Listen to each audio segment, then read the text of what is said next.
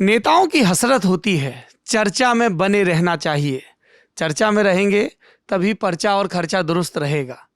ऐसे ही एक नेता हैं जिनसे आप सब लोग अलग अलग विषयों के चलते, संदर्भों के चलते परिचित होंगे, और उत्तर प्रदेश के नेता हैं, भाजपा के विधायक हैं।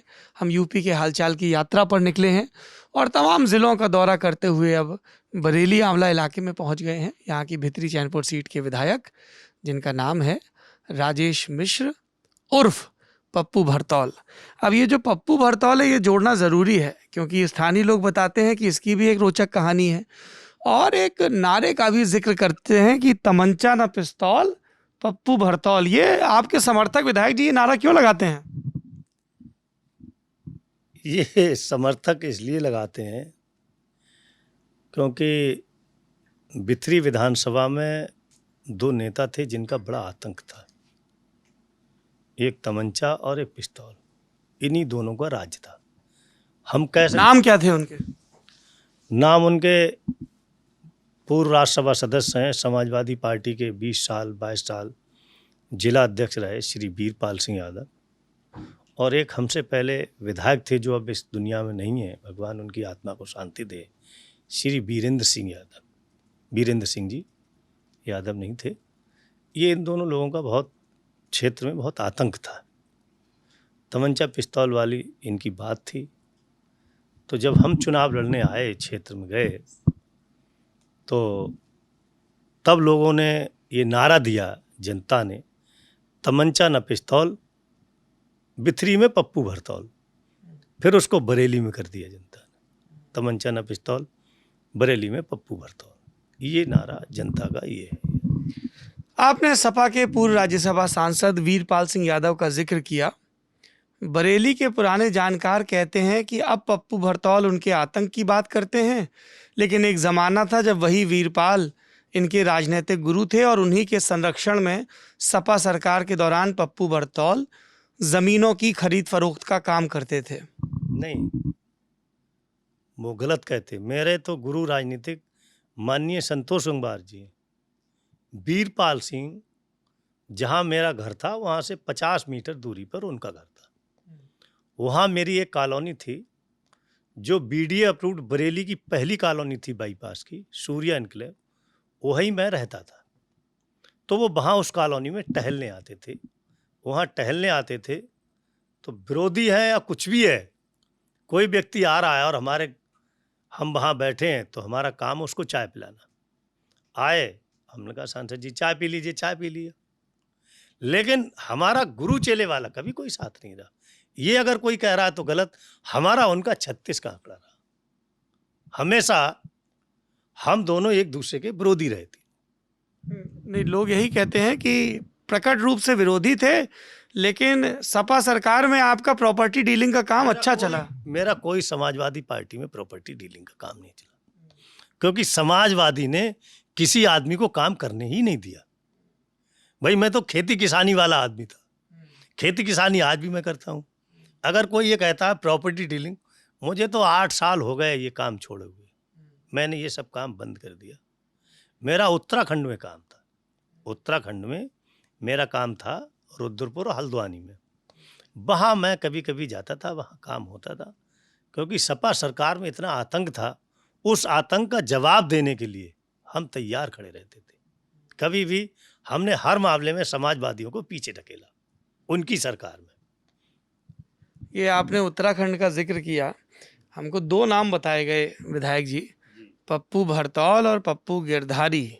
कहा गया कि बिल्कुल जिगरी यार हैं, और सही बात है, ये मित्र हैं आपके? नहीं, ये जिसने बताया वो ठीक बताया। जिगरी यार है नहीं थे। अच्छा, उनसे भी आपका अलगाव हो गया? नहीं, अलगाव नहीं, ऐसा कोई है नहीं है। वो भी भाजपा में है, हम भी भाजपा में, लेकिन गलत चीज़ों का हम विरोध करते हैं। उन्होंने क्या गलत कर दिया? नहीं, उन पे तमाम आरोप लगे, लोगों की ज़मीन कब्जाने के, ये सब चीज़ों के। तो हम इन चीज़ों के दूर रहते हैं। देखिए, हम किसी भी गलत काम पे किसी भी व्यक्ति के साथी नहीं। ठीक कह रहे हैं आप। लेकिन जब मैं आपका विधायक जी 2017 का चुनावी हलफनामा देख रहा था, तो मुकदमे तो आपके ऊपर भी खूब लगे हुए हैं। संगीन धाराओं में लगे हुए हैं। मुकदमे हमारे ऊपर जो हमारे विपक्ष पार्टियां थी, सपा बसपा, जिनको आप कह रहे, इन्हीं लोगों के द्वारा लगवाए गए थे। इनको ये खतरा था कि अगर बिथरी विधायक फर्जी मुकदमों की एक बाढ़, फर्जी जैसे मुझ पे एक भी जमीन का आरोप नहीं है, अपहरण, रंगदारी, कुछ नहीं, ये सब फर्जी है। जिस व्यक्ति से एक व्यक्ति एक विधायक जी के यहाँ गया, उसने कहा मेरी जमीन सीलिंग में है। क्या में? सीलिंग में। मुझे अपनी ज़मीन मुक्त करानी है। उन्होंने कहा ये लिख दीजिए, एक साइन कर दीजिए। ऐसो को बुलाया और भेज दिया और ये कहा कि इस पर मुकदमा लिख दो इसका। ऐसो मना करता रहा इंस्पेक्टर बेचारा। उसने टेलीफोन करके मुझे बताया कि मैं बहुत मजबूर हूँ, क्योंकि यहाँ एक आईजी थे गुरबचन लाल, मैं ये कह सकता हूँ वो समाजवादी पार्टी का जिला अध्यक्ष था, जिसका नाम गुरबचन लाल, वो बहुजन समाज पार्टी का, सॉरी, वो बहुजन समाज पार्टी का जिला अध्यक्ष मैं मान सकता हूँ, उसे आईजी नहीं मान सकता हूँ। और वो बसपा के लिए काम करता था, आईजी होकर के, और वो उत्पीड़न करता था। उसने हम पे ये सब एफआईआर लिखाई, पैसों से लेने के लिए पूरे जिले पे एफआईआर लिखाई। उसे पैसा चाहिए, उसे पैसा चाहिए कि वो बहन जी का आदमी है, इसलिए वो बहुजन समाज पार्टी का कोऑर्डिनेटर समझ लो या जिला अध्यक्ष समझ लो। बाद में वो व्यक्ति बहुजन समाज पार्टी से पुवाया से चुनाव लड़ा, भारी बहुमत से वो चुनाव हारा। कौन? वही गुरबचन लाल। बड़ी ज़मीन की खरीद फरोख्त उसकी लखनऊ में है, बड़ा फार्म बनाया है। हम भी जानते हैं पुलिस की कितनी तनख्वाह है, आप भी जानते हैं पुलिस को कितनी तनख्वाह मिलती है। और उसका जो फार्म हाउस बना है लखनऊ से मेरे ख्याल से 30-40 किलोमीटर बना, रोड पे ही बना हुआ है, बहुत बड़ा बना है। तो ये सब उसके हराम की कमाई है। इसी प्रकार से उसने जो कमाई करी थी, जोड़ी थी, वही ये मुकदमे लिखाता रहा, अपने विधायकों को कहने पर चलता रहा, मुकदमे लिखाता रहा। बहुजन समाज पार्टी के बहुत सारे विधायक भी हमारे साथ थे कि ये अत्याचार हो रहा है विधायक जी के साथ, ये पंडित जी के साथ अत्याचार हो रहा है। महाराज कहते हैं मुझे कि महाराज के साथ ये गलत हो रहा है, ये गलत काम है। इस चीज़ को जो बहुजन समाज पार्टी के विधायक कहते थे, लेकिन ये विधायक जी केवल इनका एक ही मंशा था कि हम गांव छोड़ के चले जाएं। बीरेन सिंह का एक अपना यही तरीका था, वो मुकदमा लिखाने में ज़्यादा विश्वास रखते थे। आप मुकदमों का जिक्र कर रहे हैं विधायक जी, और बसपा के शासनकाल का जिक्र कर रहे हैं। बसपा के ही शासनकाल में एक बसपा के नेता थे ब्रजेश पाठक, सुना है उन्होंने आपकी बड़ी मदद की इन मुकदमों से फारिग होने में। मैं तो आपको पहले ही बता रहा हूँ कि बसपा के जो लोग थे वो हमारी मदद कर रहे थे। आपने नाम नहीं लिया था, मुझे लगा दर्शकों को पता चल जाए। हाँ नहीं, ब्रजेश पाठक तो मेरे बड़े भाई हैं और अब भाजपा सरकार में मंत्री हैं। अब मंत्री हैं, कानून मंत्री हैं, और अभी मेरे बड़े भाई हैं। पहले मेरे बड़े भाई थे, मेरी हमेशा बेचारे मेरी हमेशा मदद करते रहे, चाहे बसपा में रहे चाहे भाजपा में, इसी में रहे। उससे क्या मतलब, पार्टियाँ अपनी अलग हैं, संबंध अपने अलग हैं। तो माननीय ब्रजेश पाठक जी हमेशा मदद करते रहे, वो मेरे बड़े भाई हैं, अब भी मेरी मदद करते हैं। कभी धोखे से भी मेरी कॉल पहुंच जाए, मिस कॉल भी लग जाए, तत्काल कॉल वापस आती है और पूछते हैं क्या बात है बताओ। और वो कोई विधायक जी नहीं कहते हैं, जो मेरा नाम है वही कहते हैं, हाँ पप्पू बताओ। और मुझे भी अच्छा लगता है कि मेरे बड़े भाई मेरा नाम लेके पुकारते हैं, तो हमेशा मदद करते रहे, पहले भी उन्होंने ही मदद करी। ये सिर्फ संतोष पाठक, ये सिर्फ ब्रजेश पाठक ही आपकी कॉल रिटर्न करते हैं, या खुद आपके शब्दों में जो आपके राजनीतिक गुरु रहे हैं संतोष गंगवार, वो भी आपकी कॉल रिटर्न करते हैं? सुना है कि संबंध तनावपूर्ण है। नहीं, तनावपूर्ण ये जनता ने और लोगों ने दूरियां पैदा कर दी। अच्छा। हाँ, लोगों ने दूरियां पैदा कर दी गुरु चेला के बीच में।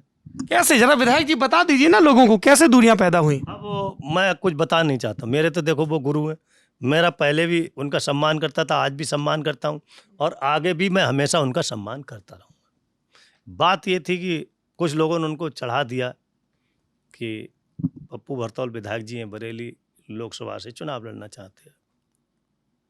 तो मैंने कहा ये भारतीय जनता पार्टी है, कोई आदमी अपनी मर्जी से कोई चुनाव नहीं लड़ सकता है जब तक संगठन और पार्टी ना चाहेगी। तो लोगों ने इसलिए दूरियां पैदा करा दी। हमने कहा ऐसा कुछ नहीं है। आपकी दावेदारी नहीं थी लोकसभा चुनाव के लिए? नहीं, हमने कहा पार्टी अगर पार्टी चाहेगी तो पप्पू भरतौल लड़ लेंगे, मना ही नहीं है। भाई पार्टी का तो सब आदेश मानना पड़ेगा। भाई पार्टी तो हमारी माँ है, तो माँ है तो उसका आदेश तो मानना ही पड़ेगा, वो जो भी कहेंगे। हाँ, अगर पार्टी कहती तो मैं तैयार था। वैसे तो इसीलिए वो नारा भी बदल गया, न तमंचा न पिस्तौल, बरेली में पप्पू भरतौल हो गया, भितरी चैनपुर के मुकाबले। एकदम विधानसभा से लोकसभा का खेल हो गया। नहीं, वो जनता का मामला था, हमारा कुछ नहीं उसमें। उसमें जनता कहती, हमने तो कभी कुछ कहा भी नहीं। अच्छा, एक बात बताइए विधायक जी, जब जनता विधायक जी के समर्थन में हो तो भाई जनता का मत था, और जब जनता कहेगी इनकी और संतोष गंगवार की नहीं पटती तो आप कह रहे हो कि जनता में भ्रम फैलाया गया। नहीं, पटती नहीं वाली ऐसी बात नहीं है। हाँ, बात यह है कि कहीं ना कहीं प्रोग्राम में मिल जाते हैं। वो तो लोकाचारी दुआ सलाम है, जैसे आप बोले कि वीरपाल जी से हो जाती थी। नहीं, दरअसल मेरी जो विधानसभा है वो दूसरे लोकसभा में आंवला में लगती है। आंवला में लगती है। हालांकि मेरा जो दावा सब कुछ जो कुछ है वो बरेली लोकसभा में ही। दावा है ना बरेली में, यही तो पूछ रहे थे। अरे दावा मतलब मैंने जो पार्टी ने माना, जी। पार्टी ने माना, संगठन चाहता भी था। तो ये है कि मैं बरेली लोकसभा में मैंने एक बड़े स्तर पे काम किया और बहुत काम किया, ज़्यादा काम किया। तो ये जो था पहले मामला, ये कैंट विधानसभा में था, गांव मेरा। परसीमन में ये चला गया, उधर एक बिथरी सीट बन गई। पहले ये कैंट और सोना लगा करके बिथरी बनी। कैंट फिर इधर आ गई, शहर में आ गई। जमीन जायदाद शहर में भी है और गांव में भी है, दोनों जगह है। रहना भी दोनों जगह था, काम भी दोनों जगह करते रहे। तो लोगों ने चाहा कि बदलाव चाहती है जनता, आप भी जानते हो, मैं भी जानता हूँ। लेकिन मैंने कहा भाई जब तक गुरु जी चुनाव लड़ेंगे तब तक हम उस तरफ देखना ठीक नहीं है। लेकिन यही कह कह के लोगों ने ज़्यादा दूरियां बढ़वा दी। हम दूरी नहीं मानते हैं, और कहीं ना कहीं प्रोग्राम मिलते हैं तो दोनों मिलते हैं, नमस्ते होती है, बातचीत होती है। लेकिन वैसा नहीं कि जैसा ब्रजेश पाठक जी के साथ है और पप्पू क्या हाल चाल है, पहले था वैसा है। नहीं, ऐसा ज़्यादा मिलना भी नहीं होता है।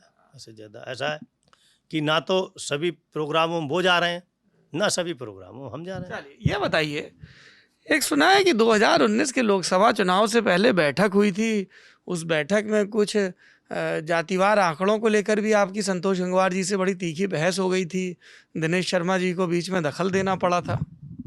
नहीं, क्या हुआ क्या था? नहीं, बहस नहीं हुई उसमें। बहस ये है कि माननीय मंत्री जी ने कह दिया था कि एक जाति आंकड़ों को लेकर के, तो मैंने उनसे कहा कि आप काफ़ी सीनियर हैं और इस प्रकार की बातें आपको शोभा नहीं देती। क्या कह दिया था उन्होंने? उन्होंने कहा कि ये जो बैस समाज है ये 25,000 है। तो मैंने कहा ऐसा नहीं है माननीय मंत्री जी, आप अपनी आंकड़े कुछ भी बताओ, आप अपने ज़्यादा बताओ, लेकिन दूसरे के कम मत बताओ। क्योंकि आज़ादी के बाद से और 89 तक बैस समाज का इस लोकसभा पे कब्जा रहा है।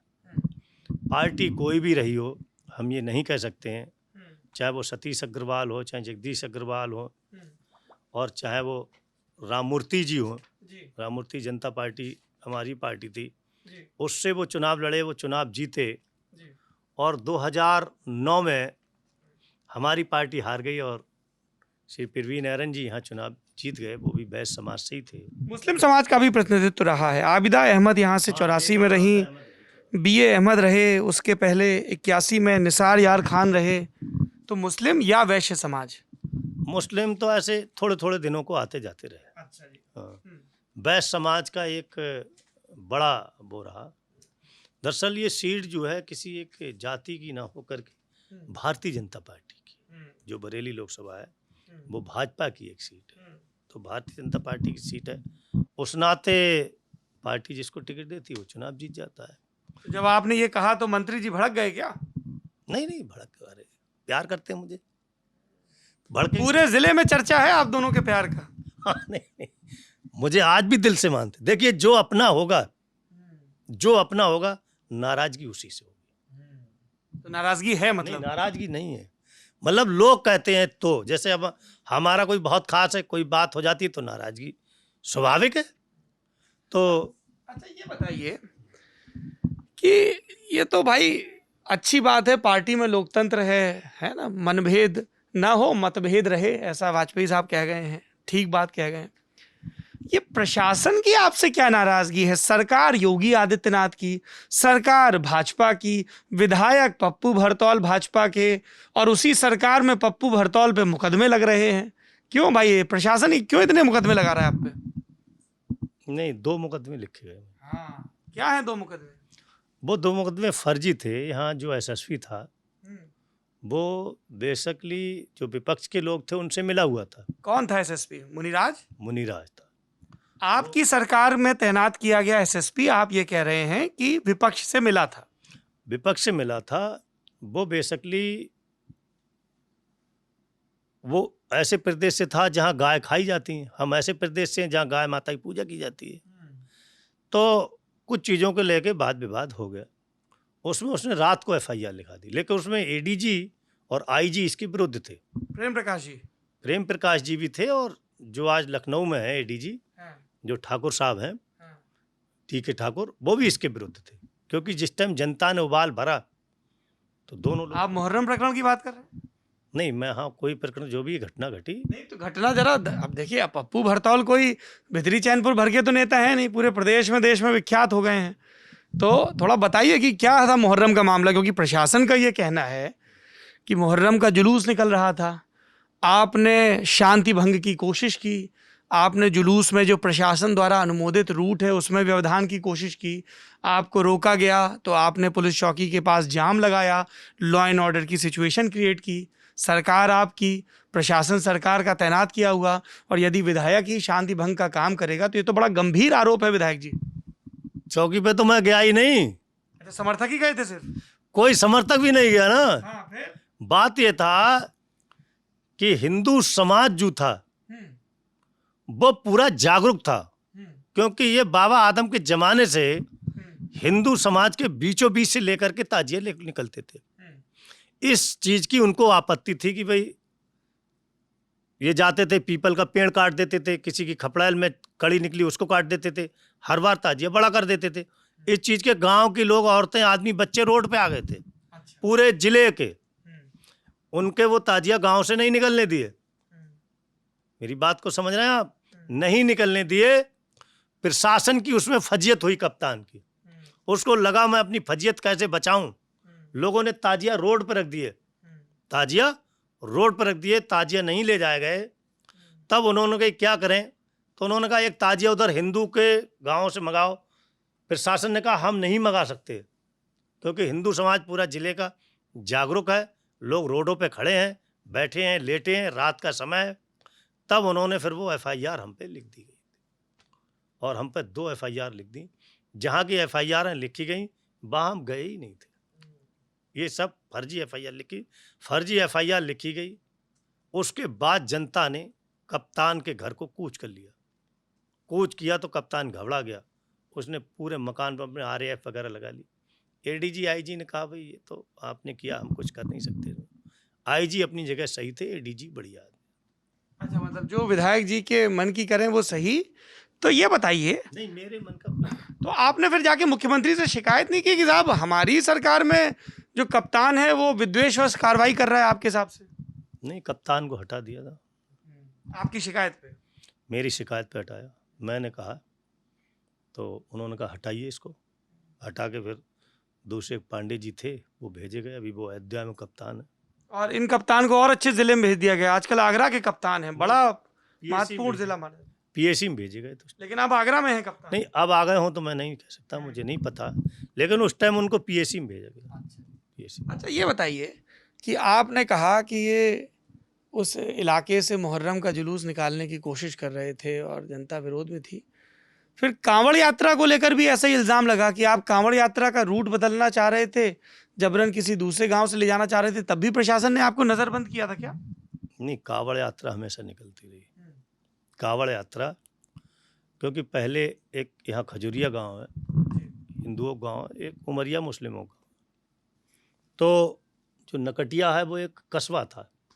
गांव देहात के लोग नकटिया कस्बा, तो वहीं अपना सामान खरीदने जाते थे। वहीं से वो कावड़ भी निकाल, समाजवादी पार्टी में भी निकली कावड़। लेकिन कुछ बाहर के लोग उस गांव में बसे आकर के, उन्होंने फिर ये काम किया। उन्होंने हिंदू मुस्लिम कराने की कोशिश की कि कावड़ निकले ना। कावड़ निकल के गई, कावड़ को कोई रोकथाम नहीं। एक दो आदमी तो पैदल ऐसे ही निकल गए, किसी ने नहीं रोका, और जाकर के कावड़ लेकर के वापस भी आ गया। लेकिन वहाँ एक विपक्ष का काम था प्रोपोगंडा करना। विपक्ष के लोग थे झगड़ा कराने, ये समाजवादी पार्टी के लोग थे, बेसिकली सपा बसपा के लोग उकसा रहे थे मुस्लिम लोगों को, जबकि उसमें समझदार मुसलमान कह रहे थे कि भाई वो अपना काम कर रहे हैं, हमें उनको रोकना नहीं चाहिए। कावड़ निकली, कावड़ रुकी नहीं थी, लेकिन लोगों ने व्यवधान डालने का काम किया। और प्रशासन ने आपको क्यों नजरबंद किया? नहीं, एक मंदिर था, फिर शासन ने कहीं नजरबंद नहीं किया। मंदिर पे जाने की बात थी तो हमने कहा ऐसी कोई बात नहीं है, वहाँ गांव वाले अपना काम कर रहे हैं और हम अपना काम कर रहे हैं, कोई कहीं झगड़ा नहीं होगा, झगड़ा हुआ भी नहीं, नज़रबंद मुझे नहीं किया। लेकिन हाँ, यहाँ ज़्यादा भीड़ बढ़ गई तो पुलिस लग गई थी, क्योंकि कोई यहाँ पर बवाला ना हो जाए या कोई असामाजिक तत्व उसमें ना घुस जाए, भीड़ के अंदर कोई बात ना हो जाए, सुरक्षा का मसला। हाँ, LIO की रिपोर्ट के हिसाब से यहाँ लोग थे तो यहाँ पुलिस लगी थी बाहर, तमाम PSC भी थे, ऐसा कुछ नहीं था, नज़रबंद नहीं थे। अच्छा, ये आप बार बार समाजवादी पार्टी का जिक्र कर रहे हैं, आपने बताया भी कि उनकी सरकार में आप पीड़ित थे। मैं जब आ रहा था तो हमारी रिसर्च टीम ने आपकी बेटी साक्षी का बयान शेयर किया, जिसमें वो अखिलेश यादव से मिलने जा रही हैं, उनके नेतृत्व में आस्था जता रही हैं। इस पे तो मैं कुछ बोलूँगा नहीं, ना मेरा परिवार को। आपका कोई संबंध नहीं है अब उनसे, अपनी बेटी से? नहीं, हम इस पे कोई बात आपसे शेयर भी नहीं करेंगे इस चीज़ में। मैं इसलिए पूछ रहा हूँ विधायक जी, ये बिला शक ये आपका बहुत ही निजी मैटर है ना, ये निजी मैटर है आपका, और इसीलिए मैंने अब तक इंटरव्यू में जिक्र भी नहीं किया इस चीज़ का। लेकिन जब आपके परिवार के लोग एक राजनीतिक बयान देते हैं तो वो निजी मैटर नहीं रह जाता है। कोई मतलब वो उसका कोई मैटर हमारे, हम उस चीज़ पे बोल नहीं सकते ना। आप इस चीज़ से परेशान भी रहे थे क्या कि पूरा मीडिया ट्रायल हुआ था, पूरा वो टीवी पे सब प्रसंग चला, आपको भी टीवी पे बुलाया गया, आपकी बेटी भी टीवी पे आई, सब बातचीत चली? ठीक है, मैं उस प्रसंग को छोड़ देता हूँ, आपकी निजता का सम्मान है। एक जब ये बात हुई कि 2019 में तो साहब पप्पू भरतौल की दावेदारी नहीं रही, 2022 को लेके चर्चा चल रही है कि टिकट होगा नहीं होगा। कुछ लोगों ने कहा कि साहब भितरी चैनपुर जो सीट है वो सीट बड़ी बाहुबलियों दबंगों वाली सीट है, तो पप्पू भरतौल के अलावा वहाँ कोई और नहीं हो सकता। फिर कई लोगों ने कहा कि पप्पू भरतौल का कई कंट्रोवर्सीज़ में नाम आता है तो मुश्किल भी है। और फिर बात आई कि भाजपा संगठन के एक वरिष्ठ पदाधिकारी जिनका देहांत हो गया कोविड में, भवानी सिंह जी, उनका वरद हस्त था, वो आपके पॉलिटिकल गॉडफादर थे, तो आपको टिकट मिला, लेकिन अब उनका देहांत हो गया है तो पैरोकारी में कुछ कमी हो गई है, ऐसा कुछ है क्या? ये तो लोगों की सोच है, लोग किसके बारे में क्या सोच लें। पप्पू भरतौल एक ऐसा व्यक्ति है जिस पे कोई दाग नहीं लगा है, न पैसे का न टके का। ये दाग तो मुझ पे है कि मैं कार्यकर्ता की मदद करने के लिए कहीं भी जा सकता हूँ, और मेरा कार्यकर्ता सही है तो उसके लिए कुछ भी कर सकता हूँ। कार्यकर्ता गलत है तो मैं उसे समझा देता हूँ, प्यार से समझा देता हूँ, यहाँ हमारी गलती है, हमको बैक हो जाना चाहिए। लेकिन कार्यकर्ता सही है तो अधिकारी भी जनता के लिए, हम भी जनता के हैं, हम जनता के सेवक हैं, हमें जनता का काम कराना है, उनको काम करना है, समझ गए। और ये सब ये टिकट वाले भी वही लोग हैं, समाजवादी पार्टी के लोग हैं, वही इस प्रकार की बातें उड़ाते रहते हैं। समाजवादी पार्टी को आज तक प्रत्याशी तो मिला नहीं अभी तक। स्वयं वीरपाल सिंह भी चुनाव लड़ने की इच्छा जाहिर कर चुके हैं, पता नहीं उनकी गठबंधन होगा, वो पिरसभा से हैं कि वही लड़ेंगे, कोई और लड़ेंगे, क्योंकि वो शिवपाल यादव की पार्टी में चलेगा। वो इस प्रकार के आरोप लगाते रहते हैं। देखिए, ये संगठन ने चुनाव लड़ाया, संगठन ही चुनाव लड़ाता, हमारे यहाँ पार्टी टिकट देती कोई आदमी विशेष नहीं देता है टिकट के लिए। ये जे नहीं कि मायावती हैं, इतना इससे वो कर लो, इसको टिकट दे दो, या ये समाजवादी पार्टी है इनको टिकट दे दो, एक आदमी एक नेता, वो यहाँ नहीं है। यहाँ तो बहुत सारे लोग तय करते हैं टिकट के लिए, समझ गए। अच्छा, एक चीज़ बताइए, आपने कहा कि आप जो भी करते हैं कार्यकर्ताओं के लिए ही करते हैं। एक आपका वीडियो ऑडियो बड़ा वायरल हुआ जिसमें आप एक प्रधान को धमकिया रहे हैं इतने मुकदमे लगवाऊंगा हर थाने में, वो किस कार्यकर्ता के लिए कर रहे थे? प्रधान वहाँ था नहीं, हाँ, फिर किसको धमका रहे थे? धमका भी नहीं रहे थे। फिर क्या कर रहे थे? ऐसा कि एक प्रधान था, उन्होंने लोगों से मकान बनाने को पैसे ले लिए थे। क्या ले लिए? पैसे ले लिए। सरकार गई चली उनकी, भाजपा सरकार आ गई, तो वहाँ बहुत सारी औरतें आ गई। हम जिस गांव में गए, वो माननीय जो वीरेंद्र सिंह जी थी, उन्हीं का गांव था। वहाँ गए तो बेचारे बहुत वहाँ आतंक था रहा उनका। औरतें रोते चिल्लाते, बच्चियाँ आई, सब लोग आए कि हमने अपने घर से पैसा दिया है और हमारा पैसा नहीं मिला, ना हमको मकान कमरे मिले। तो हमने कहा कितने लोग हैं? तो वहाँ थे ऐसे 40-50 लोग जिनके पैसे उन्होंने लिए थे और उनको कमरे। तो हमने कहा तुम इतने लोग मुकदमे लिखाओगे तो इतने मुकदमे लिख जाएंगे प्रधान जी पे कि वो तो फिर कचहरी पे ही बैठे रहेंगे बेचारे।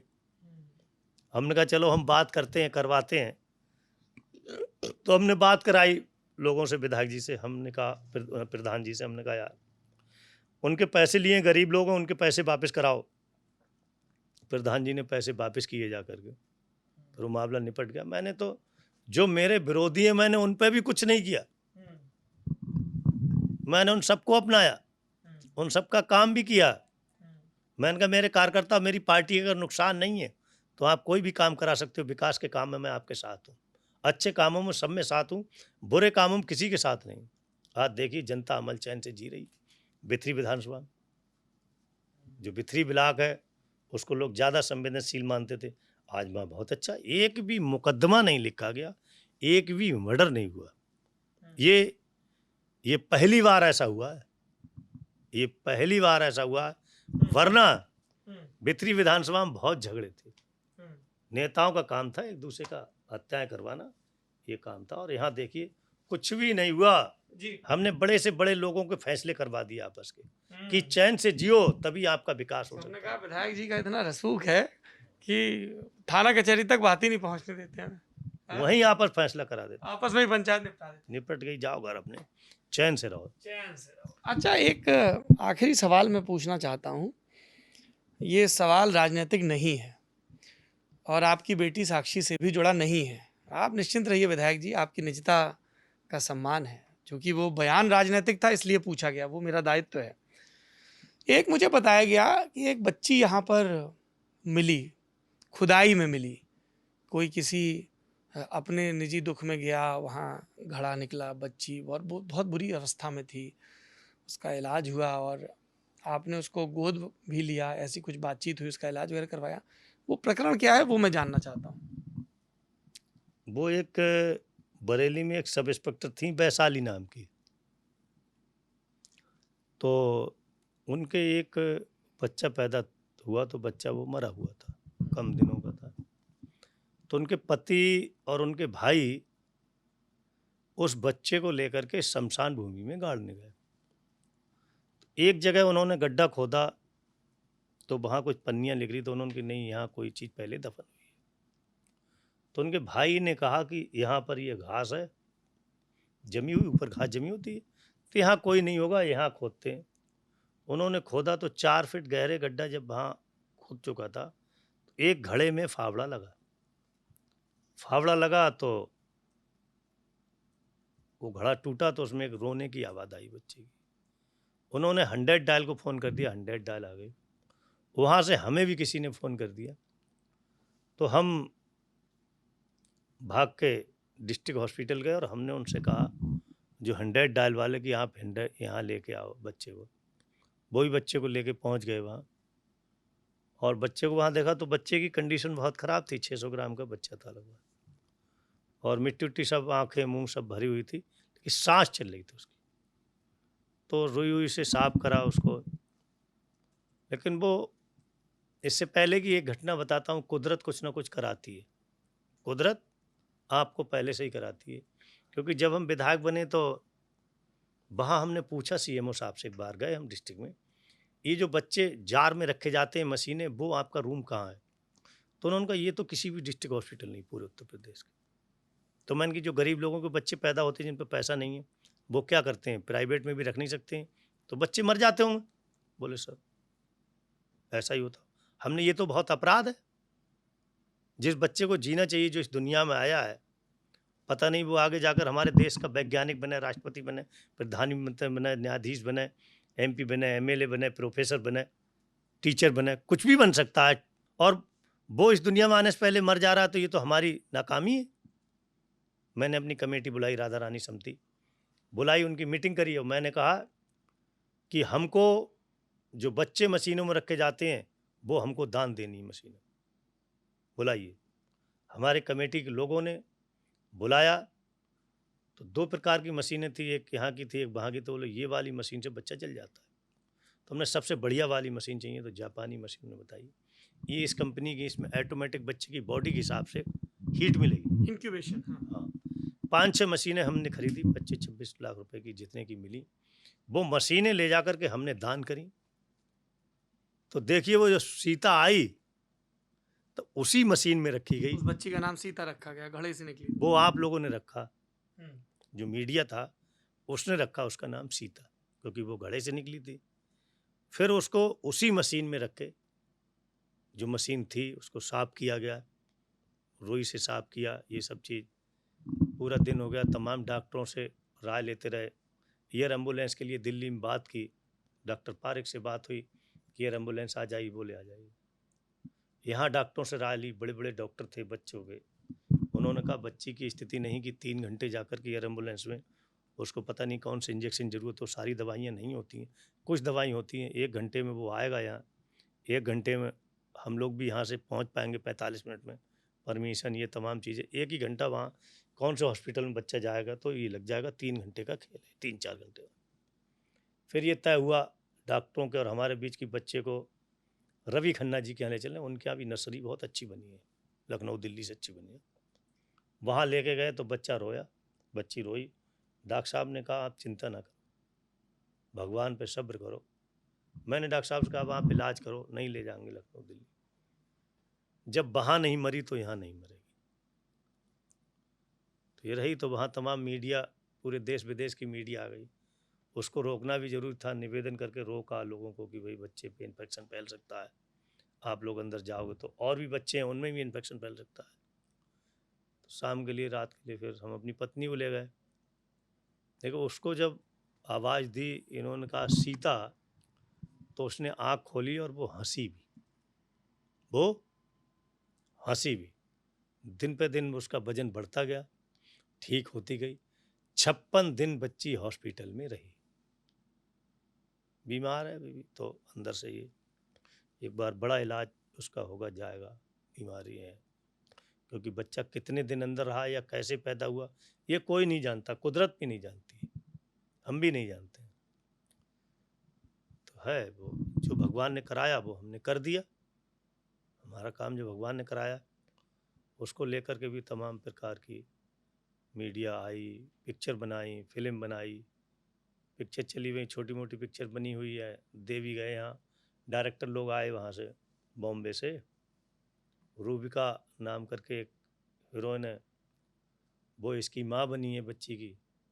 अवनव शुक्ला एक हैं, वो इसके पिता बने हैं। वो हमारे गांव आए, और भी जगह गए, शमशान भूमि गए, तो उसकी पिक्चर बनाई। वो पिक्चर हमने देखी। टोटल तो 13 पिक्चर बनी है, जिसमें 1-2 हमने देखी, बाकी पिक्चरें रिलीज नहीं हो पाई कोरोना के मारे। तुरंत कोरोना लग गया, उसमें पिक्चरें रुक गई। तो विदेश में भी पिक्चर बनी है, जर्मन में, जापान में, फ्रांस में, तमाम जगह पिक्चर बनी है उसकी। अब कोरोना के मारे पिक्चरें रुकी हुई हैं, कोरोना समाप्त हो जाएगा तो पिक्चर आ जाएगी। ये बताइए विधायक जी, ये तो बहुत ही मार्मिक प्रसंग है, लेकिन मीडिया में ही इससे जुड़ा एक विवाद भी सामने आया कि आप बिना परमिशन के बच्ची को अपने एक निजी कार्यक्रम में ले गए, और उसमें इस तरह की बात भी कही गई कि जो चिल्ड्रन कमीशन है उसने आपको एक नोटिस भी जारी करने की बात कही। क्या हुआ था? ऐसा है ना, मैं किसी बच्चे को गोद में उठा लूंगा, लोग उसी को सीता कह देते हैं। क्या कह देते हैं? उसी को सीता कह देते हैं। कल भी एक बच्ची महाराज जी की अभी गई, आप नहीं देख पाए, उसको भी मैंने गोद में उठा लिया। वहाँ जो कथा हो रही है तो उठा लिया, तो लोग उसको भी सीता लिखने लगे। अब किसी बच्चे को उठा लेंगे तो सीता थोड़ी हो जाएगी, ये तो लोग खामोखा बवंडर वाले लोग हैं, उनके घर में बच्चे नहीं हैं जो इस प्रकार की टिप्पणियां करते हैं। उनके अंदर दिल नहीं है, हार्ट नहीं है। अगर हार्ट होता तो जिस बच्चे के बारे में टिप्पणी कर रहे हैं वो बच्ची कहाँ से आई, भगवान की देन है। लेकिन कुछ मीडिया वाले ऐसे हैं, उनकी दुकानें नहीं चल रही हैं, वो अपनी दुकानें चलाना चाहते हैं वो सीता की वजह से। जिस व्यक्ति ने लिखा, मैं उसके बारे में ज़्यादा कुछ नहीं कह सकता हूँ। वो बहुत अच्छा आदमी नहीं हो सकता, वो बहुत अच्छा आदमी नहीं हो सकता है। ममता और अपने आप का ज़मीर सारी चीज़ों से अलग है, सारे बिजनेसों से अलग है। लेकिन जिसने लिखा, मैं उसके बारे में यही कह सकता हूँ कि वो अच्छा व्यक्ति नहीं है। कौन सा ऐसा अपराध किया था? जी। पहली बात तो चलो वो बच्ची थी नहीं। अगर वो बच्ची थी भी, अगर हमने आपको काट दिया, आप शादी में आए या वो शादी में आए, बच्चे को साथ लेके आए, किसी ने बच्चे को गोद में ले लिया, वो एक अपराध रह गया। सपोज करो बच्चा है नहीं वो, क्या, लेकिन उसको लोग सीता मान रहे हैं। क्या मान रहे हैं? उसी बच्चे को सीता मानने लगे। किसी को बच्चा ले लिया, जैसे मेरी भांजी का बच्चा है, वो शादी मैंने करी अपनी भांजी की, तो बच्चा वो अपने नाना को नाना नहीं बोलते, मुझे नाना बोलते हैं। उनकी नानी नहीं है तो मेरी पत्नी को नानी बोलते हैं दोनों बच्चे, और उनको गोद ले लेते हैं, खिलते रहते हैं ऊपर। तो अब कोई आदमी कह दे अरे सीता है, तो वो बच्ची अभी कहाँ पर है? अब वो वहीं है, उसका इलाज चलता रहता है, दिल्ली आते जाते रहते हैं, उसमें जो उनका रहता है ना उनका, उसी में है बच्ची अभी। उस केयर सेंटर में। चलिए, ये बात राजनीति से शुरू हुई, खत्म संवेदना पर हुई। पप्पू भरतौल के तमाम दावे और इनके बारे में जो उनकी कैफियत है उसके बारे में आपका क्या सोचना है, कमेंट बॉक्स में बताइए। यूपी के हालचाल की यात्रा चलती रहेगी, जिसमें अलग अलग पेशों से जुड़े, चाहे वो किसान हो, चाहे कारोबारी हो, चाहे करियर की तलाश में भटकते स्टूडेंट हो या अलग अलग वर्ग के लोग, उनसे बातचीत चलती रहेगी। फिल वक्त हमारा दौरा बरेली में चल रहा है, इसके बाद पीलीभीत, शाहजहांपुर, फर्रुखाबाद, कन्नौज, इटावा, औरैया, कानपुर देहात, कानपुर, उरई, जालौन, इस तरह से दौरा रहेगा। आप अगर इस दौरे से जुड़ना चाहते हैं तो आप हमें मेल कर सकते हैं। हमारा पता है lt.chunav@gmail.com। विधायक जी, आपने इतना समय दिया, बहुत बहुत धन्यवाद, शुक्रिया।